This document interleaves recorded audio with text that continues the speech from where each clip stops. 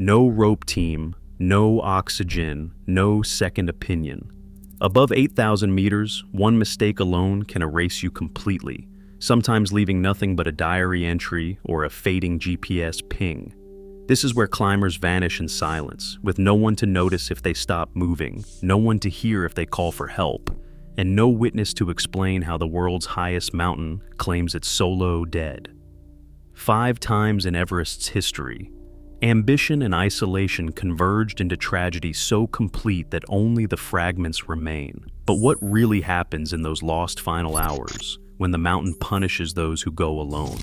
The story begins, as it must, with Maurice Wilson, his faith, his plan, and the day he disappeared into thin air. Maurice Wilson was born on April the 21st, 1898, in Bradford, England, a place far from the world's highest mountains.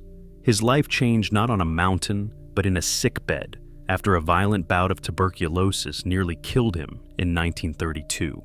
Alone and weakened in Germany's Black Forest, Wilson claimed to find something that medicine could not offer, a direct connection to the divine. He wrote in his diary that faith, not science, had healed him. That summer, in a Freiburg cafe, he read of the deaths of Mallory and Irvine on Everest. Where others saw a warning, Wilson found a calling. Everest, he decided, would be the proof that faith could move mountains, literally. Wilson's conviction was absolute. In his diary, he asked, "Weren't we told that faith would move mountains? If I have faith enough, I know that I can climb Mount Everest." He saw the mountain not as a test of skill, but as a spiritual mission, the job I've been given to do. The rituals he planned for the climb were as important as any equipment: fasting, prayer, and a belief that divine will would protect him from harm. He had no mountaineering experience, no technical training, and no real understanding of the dangers ahead. But he believed that the right frame of mind, purity, discipline, and trust in God could replace ropes, oxygen, and expertise. Wilson's faith shaped every decision. He refused to train with professional climbers, convinced that spiritual preparation was enough. He studied prayer and fasting, not knots or crampons. The idea of climbing Everest alone, with almost no equipment, was not recklessness in his eyes. It was a demonstration of trust. For Wilson, the mountain was not just a peak to be conquered, but a stage for a solitary act of belief, witnessed only by the thin air and the silence of the high Himalaya. Maurice Wilson stepped onto the lower Rongbuk Glacier with borrowed boots, a rucksack of supplies, and the conviction that faith would guide his way. The glacier stretched for miles, fractured by hidden crevasses and blanketed in shifting snow. Wilson had no map that could make sense of this terrain, no experience reading the subtle signs of danger in the ice. Each day, he wandered through a maze of blue-white ridges, losing his direction, forced again and again to retrace his steps. He moved slowly, the cold biting through wool and canvas. The silence pressed in. Alone, he could not call out for help or ask which way to go.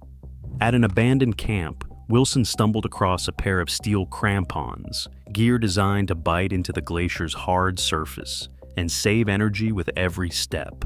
He picked them up, turned them over in his hands, and left them behind. He did not know how to use them and saw no need to learn. The tools that might have kept him safe became dead weight on the ice. Wilson pressed on, climbing higher toward Camp 3, which stood at 6,900 meters, well into the thinning air where the body begins to fail. For days, he waited out storms in a tent battered by wind, the fabric snapping overhead, his breath frosting in the air. He wrote in his diary, measuring time by the sound of the wind and the ache in his legs. The glacier offered no guidance, no second opinion, no partner to challenge his choices. Each step forward was a solitary wager against the mountain's silence.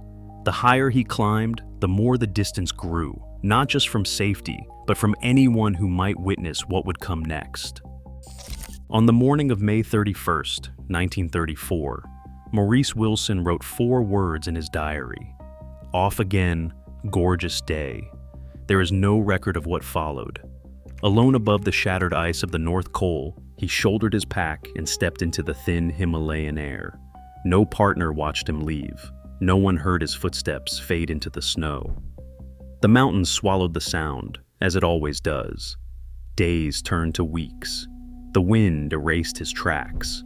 Wilson's tent, battered by storms, began to collapse. His diary, pages filled with hope and struggle, came to its abrupt end with that last note, leaving only silence in its wake. There were no witnesses to his final hours, no one to measure the slow unraveling of body and mind as altitude and cold did their work. On Everest, isolation is absolute. When the body fails, there is no one to notice, no one to call for help, no second chance. A year later, in 1935, Eric Shipton's reconnaissance team stumbled upon a frozen figure at the foot of the North Carnot. Wilson's body lay beside a shredded tent, rucksack still nearby. The diary was recovered, its final entry a haunting testament to hope in the face of overwhelming odds.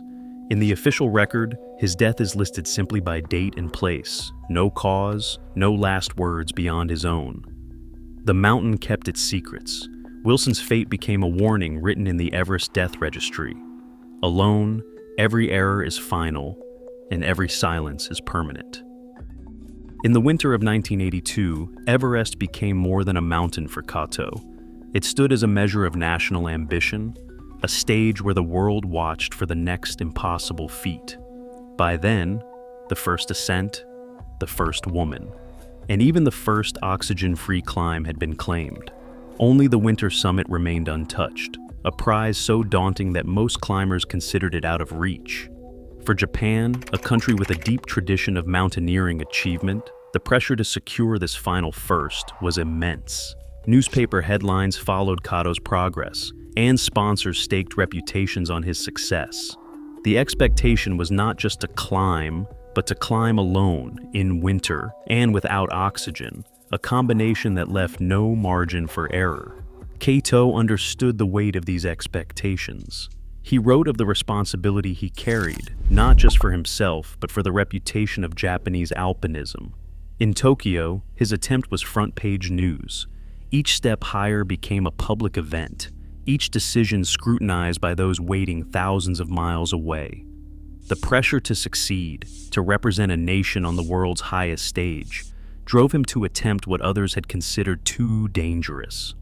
On December 27, 1982, Kato left high camp late in the day, pushing upward into the thinning air and deepening cold. The summit was not just a personal goal, it was a matter of collective pride. As he climbed, the sun dropped lower, the temperature plummeted, and the wind began to rise. There was no partner to question the timing, no one to urge caution as darkness approached. In the death zone, alone, the stakes were absolute. The line between glory and disaster narrowed with every step toward the summit. Yasuo Kato lingered alone on the summit ridge as the last light drained from the sky. The temperature had already plunged below -40. At 3:55 p.m., he radioed from the true summit, his voice thin and distorted by static, the words clipped by wind and exhaustion. The window for a safe descent had closed hours before, but he pressed downward, driven by the weight of the attempt and the distant eyes of a nation. There was no one to warn him that the margin for error had vanished, no partner to measure his gait or judge the fading steadiness in his voice. On the way down, Kato reached the prearranged bivouac site below the south summit, where his partner Kobayashi had hauled up 27 kilograms of gear, tent, sleeping bags, stove, and a few precious canisters of fuel. They huddled together in the thin shelter, battered by wind that hammered the tent fabric and threatened to tear it free. At 8,600 meters, even the best preparations feel fragile. The radio crackled to life again as base camp called, asking if a rescue team should be dispatched. Kato's reply came back. It would not be necessary. Those words, delivered with the calm of someone still in control, became his last clear message. Night settled over the mountain. In the darkness, the wind scoured the ridge, and the cold pressed in from every direction. The bivouac was a planned contingency, but the reality of winter at this altitude left no margin for mistakes. No one could see if they managed to light the stove, if the sleeping bags kept out the cold, or if the silence between radio calls was a sign of rest or the first edge of hypoxia. The mountain offered no second opinion, no witness to the shrinking line between survival and surrender. The tent at 8,600 meters was little more than a thin shell against the Himalayan night. Wind clawed at the fabric, rattling every seam. Inside, Yasuo Kato and his partner Kobayashi lay in their sleeping bags, surrounded by the gear that had been hauled up for this contingency. A stove, 2 sleeping bags, a few canisters of fuel. The temperature outside had dropped to minus 40 degrees Celsius. In this cold, metal freezes to skin, water solidifies in minutes, and breath hangs in the air before vanishing. The radio, their only link to the world below, crackled with static. Base camp asked again if a rescue team should be sent. Kato's voice, thin and distorted, replied that it would not be necessary. Those words carried the weight of both confidence and denial, the final assertion of control in a place where control slips away with every breath. As the hours passed, the tent became a prison. Oxygen levels inside dropped with every exhale, and the stove struggled to melt enough snow for water. Hypoxia crept in, first as confusion, then as a numbness that dulled the sense of cold. The body, deprived of oxygen, stopped shivering and began to shut down. In the death zone, sleep is a dangerous illusion. The mind flickers in and out, and the cold seeps deeper, slowing the heart, thickening the blood. There is no partner to notice the slurred speech, no one to check for frostbite, no second set of hands to relight the stove or share the vigil. By morning, the tent was silent. Wind still battered the ridge, and the temperature remained well below survivable limits. The record lists the cause as exposure, no drama, no final gesture, just the slow, irreversible surrender to cold and altitude. No one saw the moment when hope faded, when Kato slipped from consciousness into silence. Above 8,000 meters in winter, the mountain allows no mistakes, and the night offers no mercy. Rüdiger Lang set his solitary camp at 7,850 meters, a place where the wind scours the northeast ridge with no shelter and no reprieve. The tent, designed for one, became a thin barrier against the jet stream's force, gusts that could rip fabric and freeze exposed skin in seconds. At this altitude, the body's ability to repair itself vanishes. Sleep brings no real rest, and even small tasks, boiling water, zipping a jacket, require enormous effort. Every breath is a negotiation with the thinning air. Lang's decision to place his camp here was both calculated and perilous.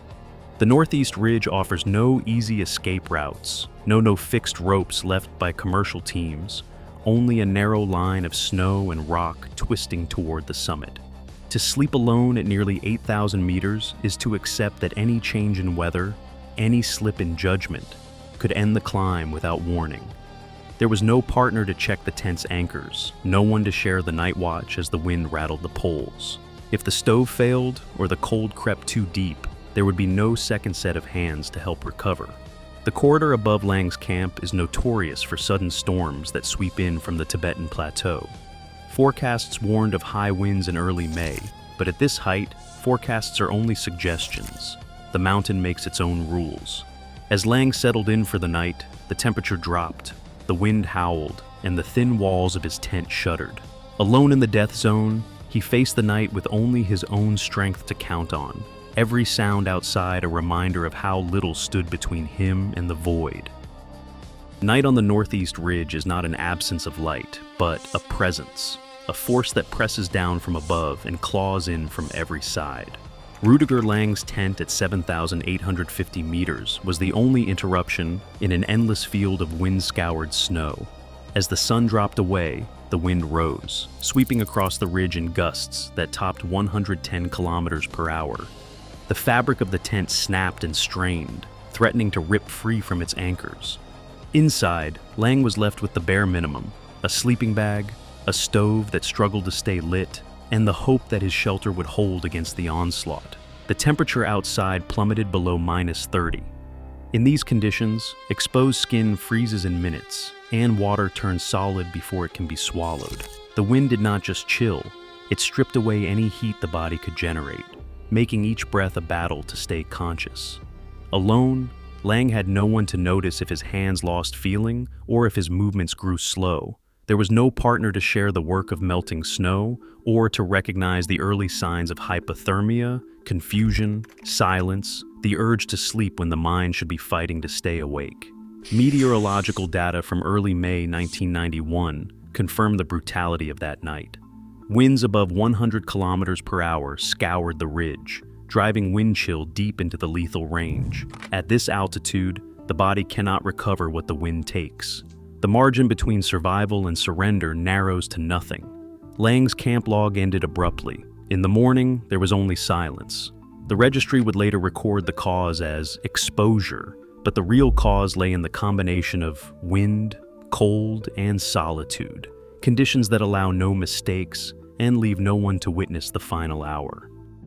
Rüdiger Lang's camp was found silent, battered by the wind, the tent still anchored to the snow at 7,850 meters. There were no tracks leading away, no sign of struggle or last-minute retreat. The stove sat cold, its fuel untouched.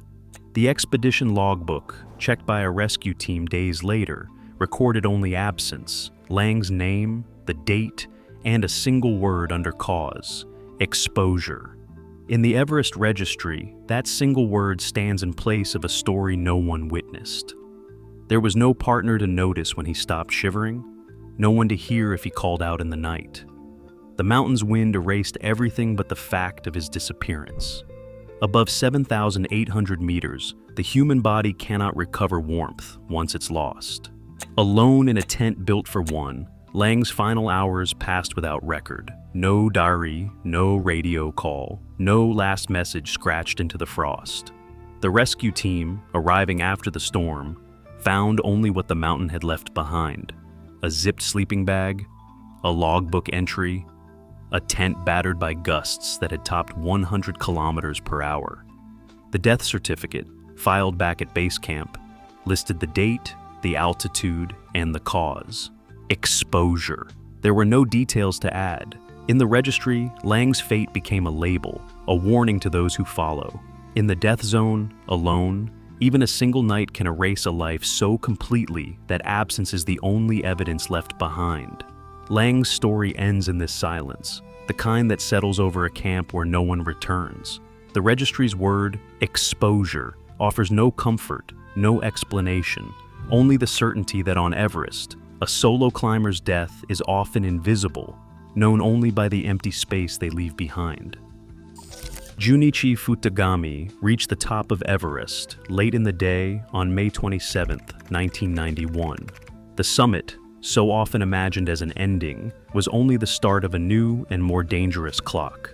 Afternoon sunlight stretched thin across the northeast ridge, casting long shadows over the corniced snow. In the thin air above 8,800 meters, every minute past midday meant colder wind, deeper fatigue, and a narrowing chance of return. The unwritten rule on Everest, turn around by early afternoon or risk the mountain's indifference, had already been broken. The summit team that day was a fragile assembly: Futagami, another Japanese climber, and 2 Sherpas. They had moved as a group to the top, but the descent would not hold them together. Steep ground and exhaustion made it easy to lose sight of each other, even within a few rope lengths. As they started down, the mountain's immense scale turned a handful of meters into a gulf. No one could watch over the others for long. Each climber fought gravity and fading strength alone, trusting that the rest were somewhere behind or ahead. The late hour pressed on every decision. As the sun dropped, the temperature fell sharply. The snow, soft in daylight, began to crust. Darkness threatened to overtake the team before they could reach safer ground. Headlamps would be needed soon, but batteries drain quickly in the cold, and the margin for error shrinks with every step. Futagami's presence, a shared ascent just hours before, became an absence measured in minutes and meters. On Everest, the time of day is not just a detail, it is a verdict. For Futagami, the summit's triumph was already slipping into the shadow of night, where isolation and exhaustion wait in silence. A 150-meter gap, less than 2 minutes' walk on level ground, became a gulf no one could cross on Everest's upper ridge. Junichi Futagami, last seen just below the summit, was moving down the steep northeast ridge as the others pressed ahead. The terrain at 8,710 meters is unforgiving. Wind sculpts the snow into unstable ridges, and every step demands focus. Clouds drift in and out, cutting visibility to a few meters, while the cold seeps through every layer. Above 8,700 meters, the body's reserves are nearly gone. Hands stiffen, legs tremble, and the mind drifts. In these conditions, a climber can vanish in seconds. A stumble, a wrong turn, and the mountain swallows all trace. The group glanced back, expecting to see Futagami's silhouette against the snow, but the slope behind them was empty. No shout carried through the thin air. No movement flickered in the dusk. The wind erased everything. Alone, a climber's world shrinks to the crunch of crampons and the ache in their chest. If exhaustion or altitude sickness strikes, there is no one to steady a step or share a warning. The ridge offers no mercy. A slip means a long, silent fall into the unseen couloirs below. Turning back was impossible. Darkness and cold pressed in, and the team could only continue down. Futagami's absence became a fact. His last known position, 8,710 meters, remains an estimate, a number marking the place where company ended and isolation began. On Everest's upper slopes, a short distance can become a final divide. The search for Junichi Futagami began at first light, a routine that had become all too familiar on Everest's upper slopes. His absence was not marked by a frantic rescue, but by the quiet procedures that follow when a climber fails to return. The team logged his last known position, 8,710 meters on the northeast ridge, then waited for any sign. A movement on the snow, a call on the radio, a silhouette against the morning sky.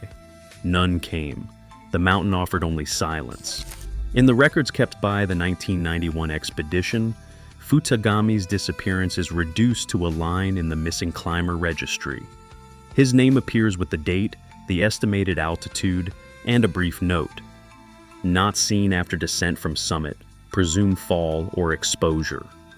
There is no account of a struggle, no witness to a final slip or a last attempt to rise. The registry's language is clinical, stripped of speculation. It is a document built for the living, not for the vanished. Search teams trace the route from the summit down to the place he was last seen, probing cornices and scanning the couloirs below the ridge. The snow held no answers. No equipment, no tracks, no sign of a body. The mountain's scale made the search feel futile. Hundreds of meters of steep, broken ground where a single misstep can erase all trace. By the end of the day, the official record closed Futagami's case with the same absence that defined his fate. In the Everest registry, his story is a gap, a name without a narrative, a disappearance measured only by the distance between 2 points on a map. The silence that followed became the only evidence of what the mountain had taken. Salard Suhajda stood at Camp 4, surrounded by the hum of commercial expeditions and the glow of tent lights scattered across the South Corner.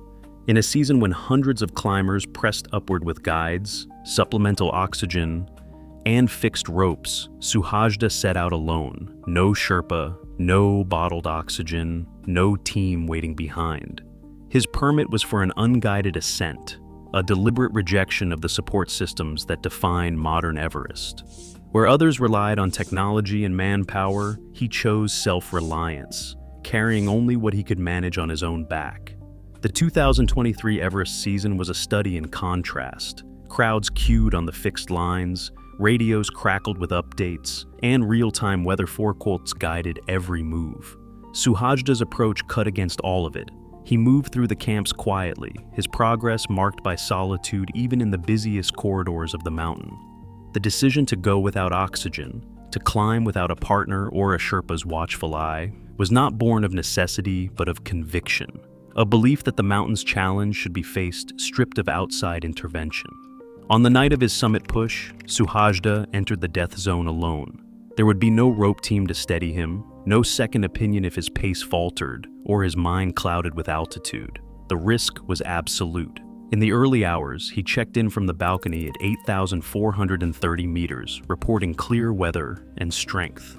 Yet above him, the Hillary step waited, one of the last and most unforgiving barriers, a place where the margin for error narrows to nothing. Alone, every decision would be final, and every silence would be his own. Suhajda pressed on from the balcony, his last radio message carried by wind and static at 8,430 meters. He reported clear skies, steady legs, and a sense of purpose that belied the emptiness ahead. Above him, the route narrowed to a thin ribbon of snow and rock, drawing him toward the Hillary Steppe, a place that has broken even the strongest climbers. The Hillary Steppe, at 8,790 meters, is more than a landmark. It is a final, technical gatekeeper, where the air thins to a third of sea level and each movement drains reserves that cannot be replaced. A GPS ping confirmed his position at the base of the steppe early that morning. No other climber was close, no partner to steady his hands as the cold numbed his grip, no voice to challenge his judgment as fatigue crept in. The wind picked up, scouring the exposed rock and swirling spindrift across the ledges. Alone, Suhajda faced the crux with only his own strength to count on. After that last signal, the mountain fell silent. No further radio calls, no more tracker updates. Somewhere above 8,700 meters, in a zone where the body begins to fail and the mind drifts, Suhajda vanished. The absence of any trace, no equipment, no tracks, no final message, left only a stark line in the climbing record, last seen at the Hillary Steppe, presumed lost to exposure or a fall. The search that followed would find nothing.